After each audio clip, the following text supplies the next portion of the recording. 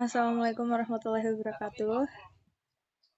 Waalaikumsalam warahmatullahi wabarakatuh. Alhamdulillahirrahmanirrahim. Perkenankanlah kami dari kelompok 1 mempresentasikan hasil diskusi kami tentang reaksi iodometri.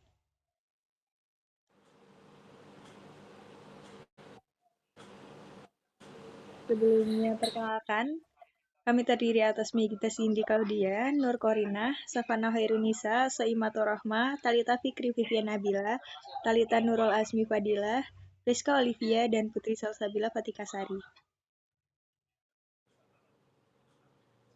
Kemudian ini pendahuluannya, yakni prinsip titrasi iodometri dan titrasi iodimetri adalah metode analisis kuantitatif yang melibatkan reaksi redoks menggunakan iodium atau I2 atau ion iodida, yakni imin. Berikut adalah penjelasan tentang prinsip kedua metode ini yang akan dijelaskan oleh Megita Cindy.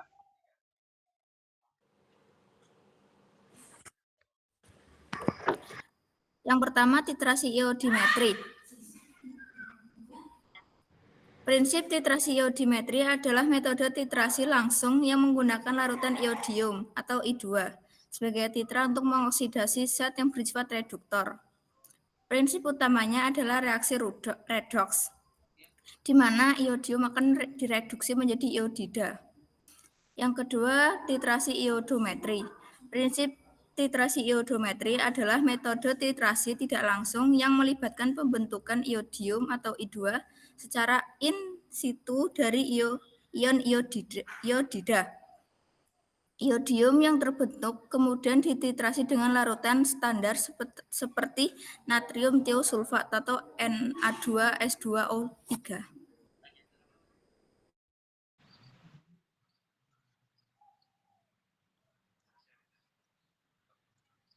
Selanjutnya ada prinsip dasar titrasi iodometri, yaitu sampel yang bersifat oksidator akan direduksi dengan kalium iodida berlebih dan menghasilkan iodium. Lalu iodium dititrasi oleh larutan baku nitrat tiosulfat. Titrasi banyak digunakan karena murah, sederhana, dan tidak perlu menggunakan alat yang canggih, menurut Saputra Pandekomang Bayu, AP 2019. Analisa kuantitatif dengan metode titrasi iodometri, maka klorin akan mengoksidasi iodida agar mendapatkan hasil iodium Cl2 plus 2L, 2Cl plus 2Cl min plus I2. Selanjutnya dilakukan titrasi dengan larutan baku natrium tiosulfat dan menurut reaksi sebagai berikut. Menurut Samsuar et al. 2017.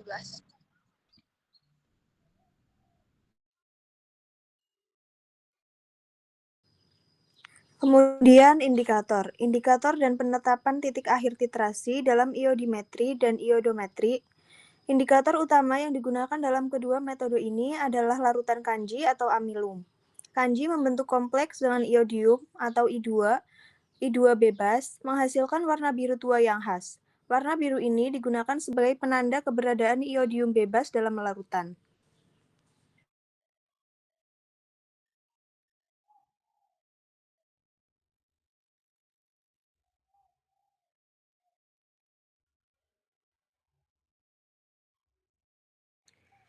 Titik akhir titrasi. Titik akhir titrasi ditentukan berdasarkan perubahan warna larutan. 1. Titrasi iodimetri. Indikator larutan kanji titik akhir warna biru tua dari kompleks kanji iodium hilang sepenuhnya. Prosesnya yang pertama, larutan iodium ditambahkan ke larutan reduktor sampel. Ketika semua iodium telah bereaksi, larutan menjadi tidak berwarna atau warna kuning mudah hilang.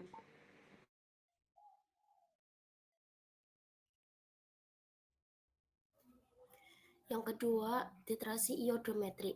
Indikator larutan kanji titik akhir warna biru tua yang muncul karena kompleks kanji iodium hilang sepenuhnya. Prosesnya yang pertama, iodium terbentuk secara in situ ketika sampel oksidator bereaksi dengan iodida atau imin. Yang kedua, larutan tiosulfat ditambahkan secara bertahap untuk mereduksi iodium. Yang ketiga, indikator kanji ditambahkan saat larutan berwarna kuning pucat atau menjelang titik akhir untuk memastikan sensitivitas. Yang terakhir, ketika iodium habis, warna biru tua hilang menandakan titik akhir.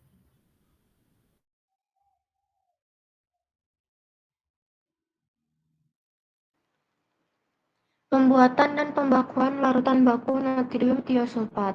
Larutan iodium harus dibakukan untuk memastikan konsentrasi yang tepat. Biasanya, larutan ini dilakukan menggunakan reduktor standar seperti natrium tiosulfat Na2S2O3 yang sudah dibakukan sebelumnya. Bahan-bahan yang dibutuhkan antara lain larutan baku natrium tiosulfat, misalnya 0,1 N, kemudian larutan kanji sebagai indikator, dan air suling bebas karbon dioksida.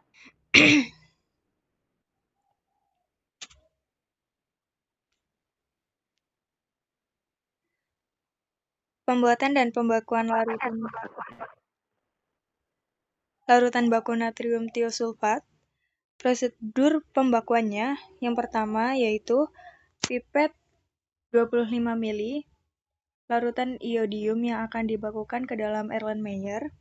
Kedua, tambahkan 50 ml air suling. Ketiga, titrasi larutan tersebut dengan larutan standar natrium tiosulfat. Keempat, saat larutan mulai berwarna kuning pucat, tambahkan beberapa tetes larutan kanji. Larutan akan berubah menjadi warna biru tua. Yang kelima, lanjutkan titrasi hingga warna biru tua hilang sepenuhnya, yang menandakan titik akhir titrasi.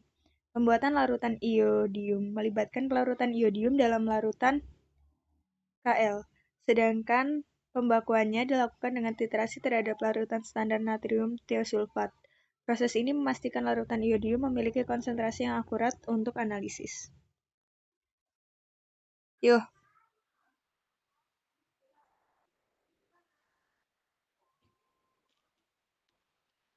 Pembuatan dan pembakuan larutan baku natrium tiosulfat.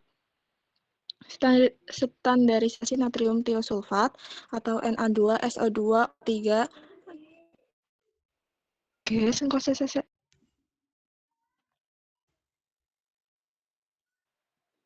Pembuatan dan pembakuan larutan baku natrium tiosulfat. Standarisasi natrium tiosulfat atau Na2SO2O3 0,01 N. Pertama, pembuatan natrium tiosulfat 0,01 N. Natrium tiosulfat ditimbang sebanyak 0,2482 gram dengan seksama, kemudian dimasukkan ke labu ukur 100 ml. Lalu dilarutkan dengan aquades hingga larut. Tambahkan aquades hingga tanda batas, dikocok dan dihomogenkan. Yang kedua, pembuatan KiO3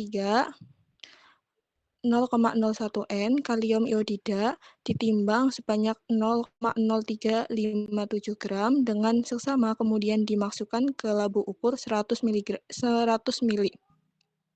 Lalu dilarutkan dengan aquades hingga larut. Tambahkan aquades hingga tanda batas, dikocok dan dihomogenkan.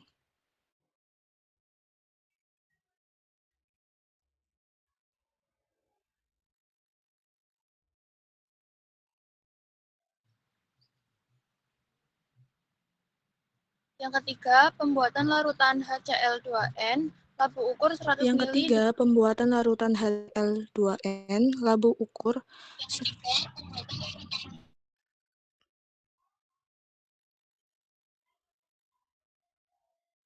Sudah dulu, saya. Yang ketiga, pembuatan larutan HCl2N. Labu ukur 100 ml diisi dengan aquades 50 ml. Kemudian HCl pekat dipipet sebanyak 16,5 ml. Dimasukkan ke dalam ukur yang telah diisi aquades tadi. Lalu ditambahkan aquades hingga tanda batas dan dihomogenkan. Yang keempat, pembuatan indikator amilum 1%. Amilum atau kanji ditimbang dengan seksama sebanyak 0,5000 gram. Lalu dilarutkan dalam 50 ml aquades. Larutan tersebut dididihkan hingga diperoleh larutan amilum yang agak kental.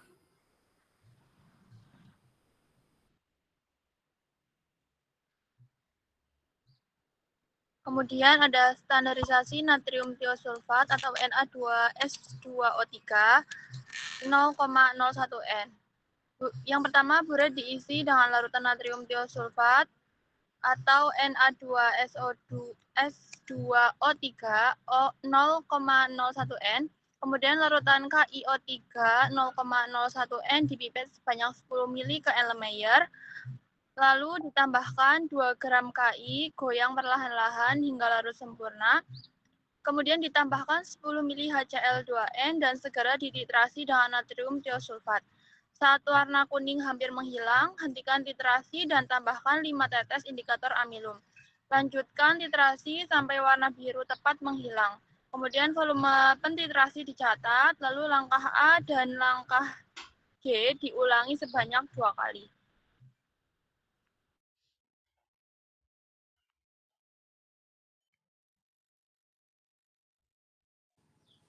Berikutnya, analisis metode iodimetri dalam farmakop.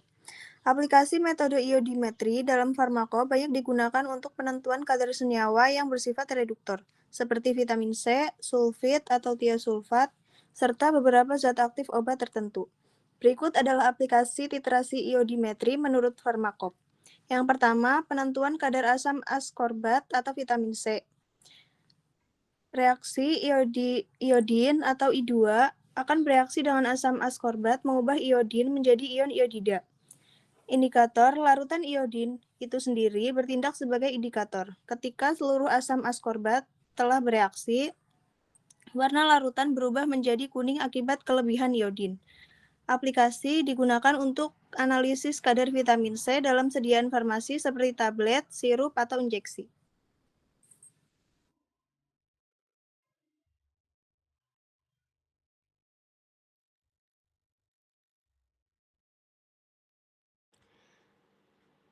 Yang kedua, penentuan tiosulfat. Yang pertama, reaksi iodin direduksi oleh ion tiosulfat S2O3-2- menjadi ion iodida. Yang kedua, indikator larutan amilum atau pati ditambahkan menjelang akhir titrasi. Warna biru gelap dari kompleks iodin amilum menghilang ketika semua iodin telah bereaksi. Yang ketiga, aplikasi digunakan dalam analisis larutan tiosulfat atau senyawa yang menghasilkan tiosulfat.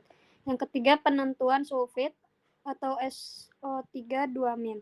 Reaksi iodin bereaksi dengan ion sulfit menjadi sulfat atau SO4-2-.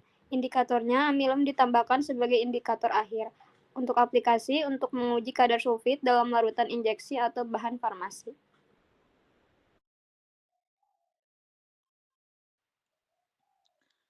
Yang keempat, analisis zat aktif obat dengan sifat reduktif. Contoh, penentuan kadar zat seperti metabisulfit atau reduktor lainnya dalam bahan mentah atau produk jadi farmasi. Reaksinya berupa reaksi spesifik redoks antara iodin dan senyawa reduktor tersebut.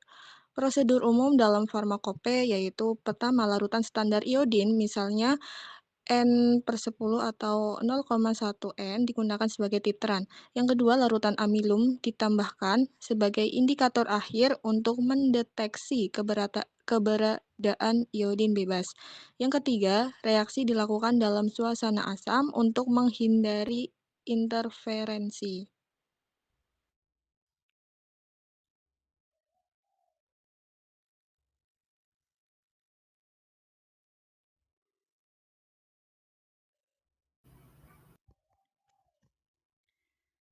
Baik, mungkin cukup sekian presentasi yang dapat kami sampaikan.